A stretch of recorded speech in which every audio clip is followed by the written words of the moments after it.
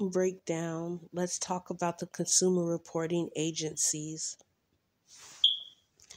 So your reference video is going to be, let's talk about the consumer reporting agencies. The agencies that everyone knows about. So the main reporting agencies are Experian, TransUnion, and Equifax. Where and how do these reporting agencies get the information to verify, clarify, or justify our creditworthiness? If by law credit means to defer payment, why is a credit score needed? A credit score is what keeps poor people poor. They were never properly given knowledge or education of credit or the importance. Now we establish we are playing a game. We already know we are ran on credit since United States Corporation has been in bankruptcy since 1933. So if you were giving the opportunity to deny certain things or even having a report on you at all, would you give your consent or pass on people being able to access information on you and to determine your character? Let's clarify, then dig into the fraud. We are going to define credit, but also look into the requirements of the consumer agencies. After that, we will go into the many consumer reporting agencies you are not familiar with or even have a clue exist. All these companies are trafficking our information without our permission. We never gave or had full knowledge how our information would be tracked or trafficked, which is a crime of fraud and identity theft. Also, grounds to void any contract we unknowingly got binded in.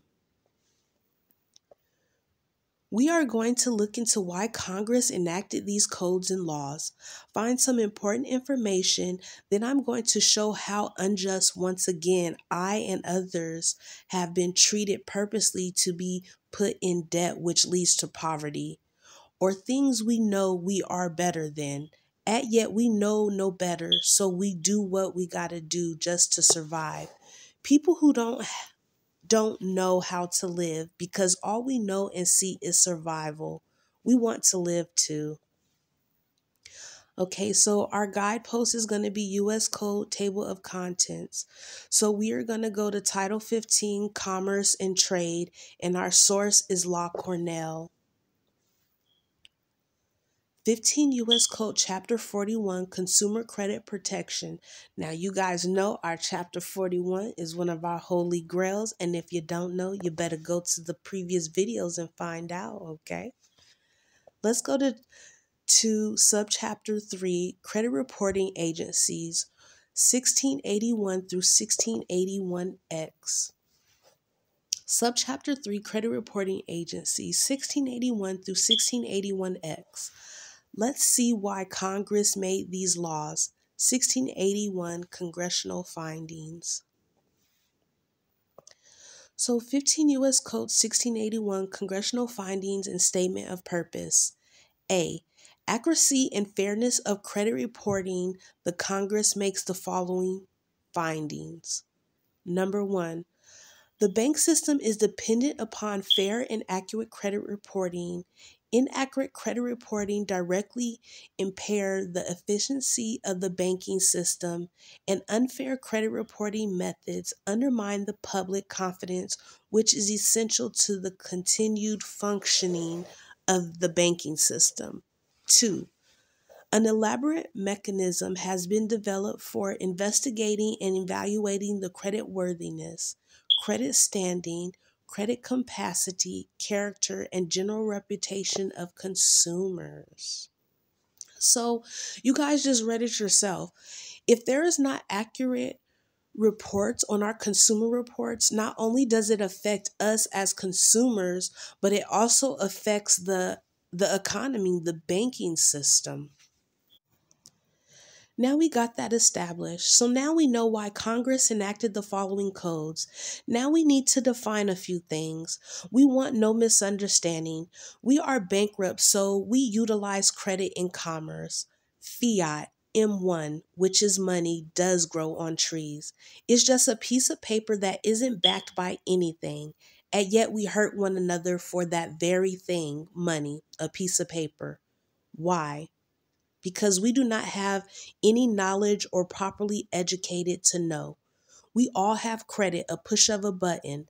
No one can loan you something you already have. Reason we are using an extension of credit.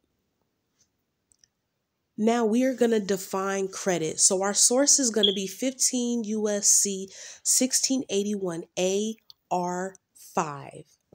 Credit. Credit and creditor. The term credit and creditor have the same meaning as in section 1691A of this title.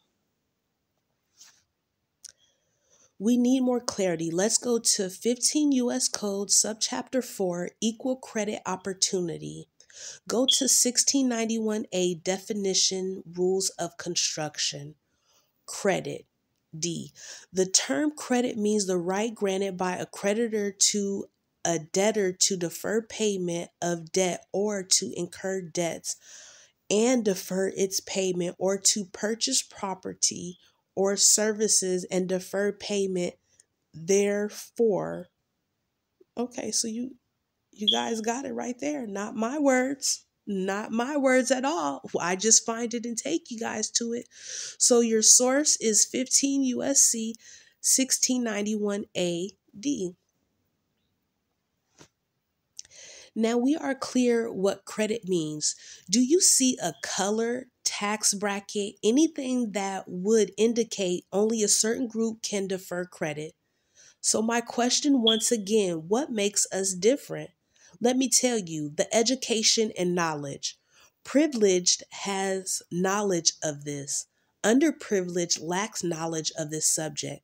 So again, I ask, if we all can defer payment, why are people struggling? Furthermore, why is there a credit score if we all can defer payments? I'll tell you why. Because poor people, the underprivileged, is educated. Educated, as I say, is to be taught what anyone wants you to know. If we understood we can defer payment, why would we need public assistance? Poverty, period.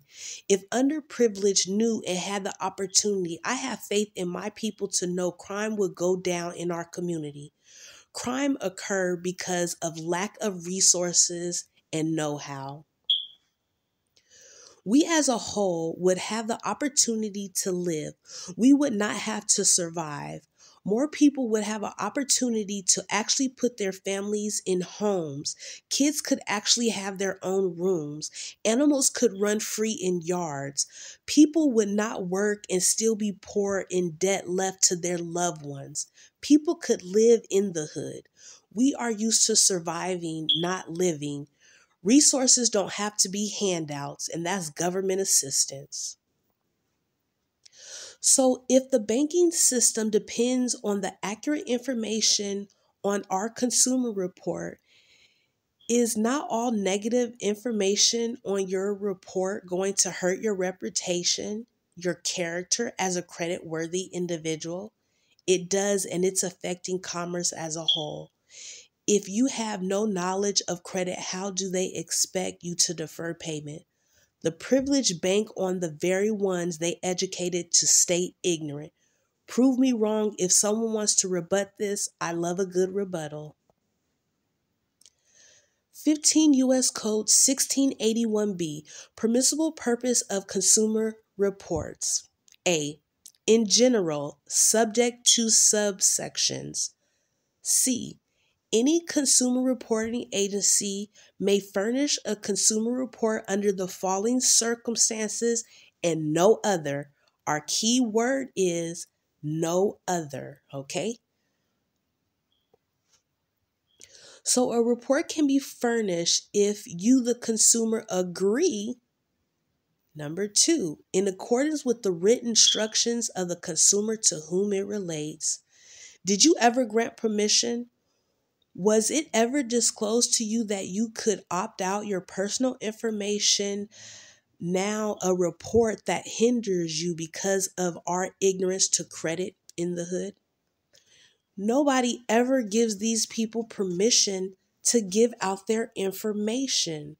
Why do we need a credit score if we can defer payment and all of us have infinite credit? And that comes from our birth certificate, our social security card, the dead entity, our inlegus that they made of us to operate in business that most people do not know how to operate in. Did you ever give anyone permission to furnish a report on you? Why do we need a consumer report if as consumers we can defer credit? We are already ran on credit. If you did not give anyone permission to use or put your business on a report, is that not these companies trafficking our information from one agency to another? If they are not you and giving your information to other companies, is that not fraud? Someone other than yourself using your information without your permission? 15 U.S. Code 1681 C as in cat -3 adverse information in cases of trafficking. Trafficking documentation. Number 1. Trafficking documentation. The term trafficking documentation means A.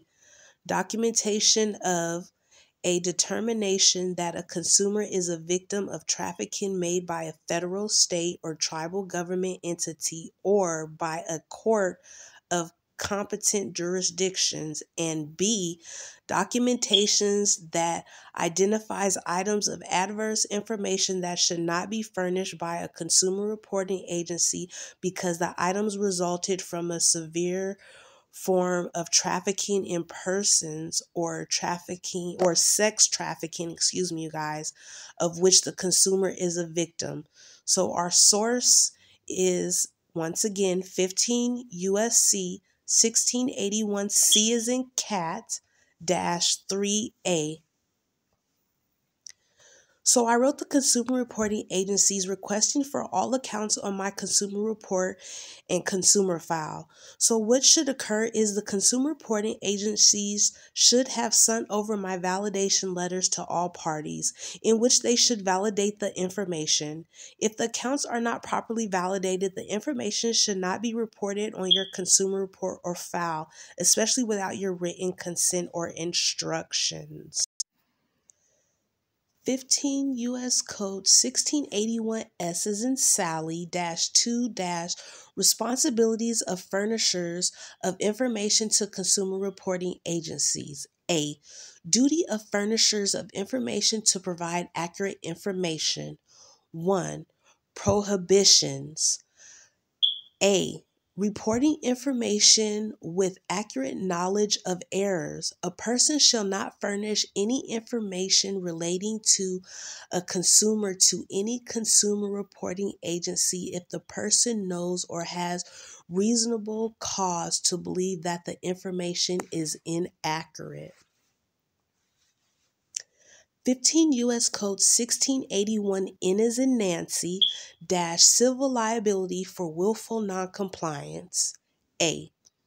In general, any person who willfully fails to comply with any requirements imposed under this subchapter with respect to any consumer is liable to that consumer in any amount equal to the sum of.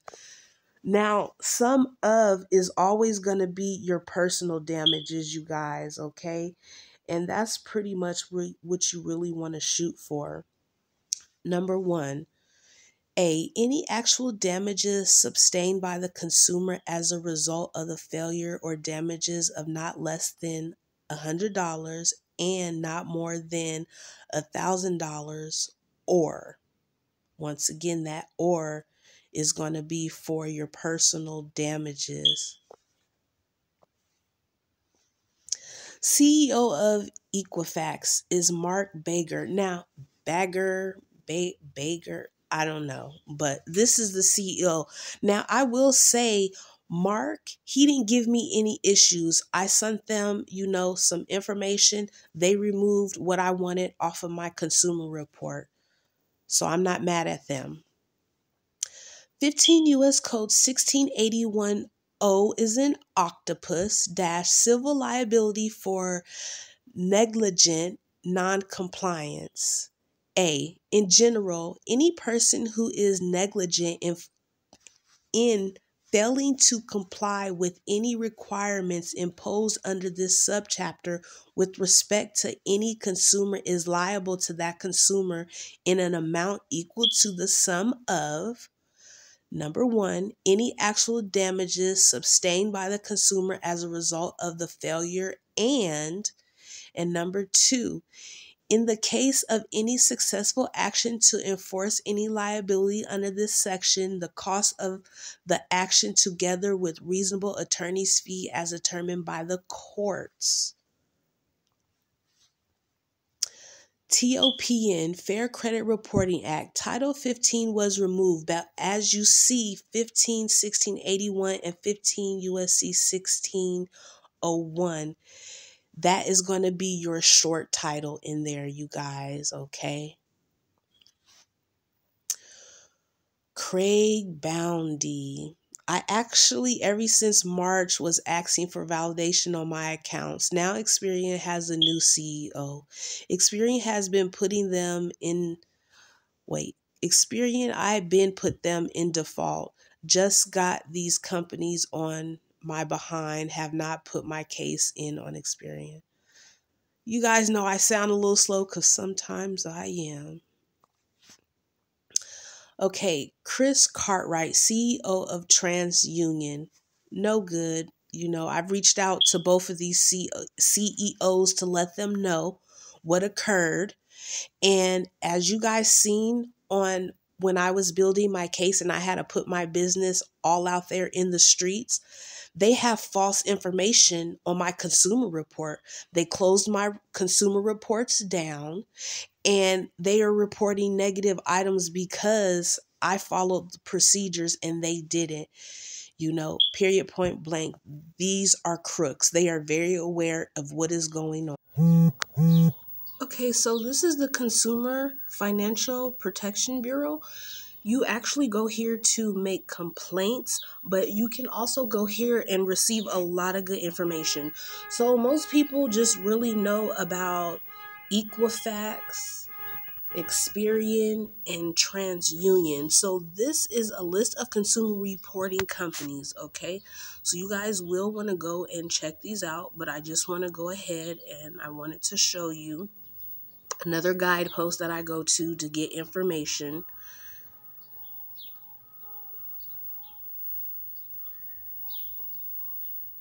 So you guys will just go through, and like I say, there's many other, agencies that people, they have no clue about.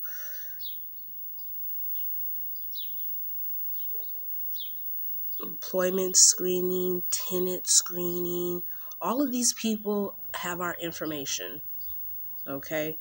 And a lot of people, they don't know that these people have our information. So what I pretty much did, I went through the ones that I wanted to go through and I put freezes on my reports. So can't anybody just go in, or I went ahead and opted out. Now that can be good or bad. Okay, because depending on how you move out here, you could lock a lot of things down where people cannot get information, and then they can try to deny you for a lot of things. But I just wanted to go ahead and show you guys this information. Okay, so once again, that is from the CFBP, which is Consumer Financial Protection Bureau. How to sue the consumer reporting agencies. Number one, letter of validation pursuant to 15 U.S.C. 1692G. Copy and paste. Do not make this difficult. We are taking their words and we're using their words against them. Same thing they do to us in the court of law. Number two, letter to cure. It is going to be an affidavit in your own words. Number three, default. A default is going to be in your own words. Number four, district court. So you are either going to do self-help, and that means you're going to be representing yourself, or you can hire an attorney. Now, your local website for your court That is going to be where you get your information from your self-help, what forms you need and how to fill it out, okay? Now, typically, you do have to follow this procedure. You have to give them 30 days to validate. After 30 days, you can give them 15 days to cure. After 15 days to cure, you can give them 72 hours, and then you could take their behind to court, you guys. I'm just a guidepost. Do your own due diligence. I'm just a guidepost to resources others hide or charge you all for. I love competition, and how are we to learn this system? We must give all a fair chance. Not everyone can afford knowledge. So I hope you guys enjoyed, and as always, I'm out. Bye.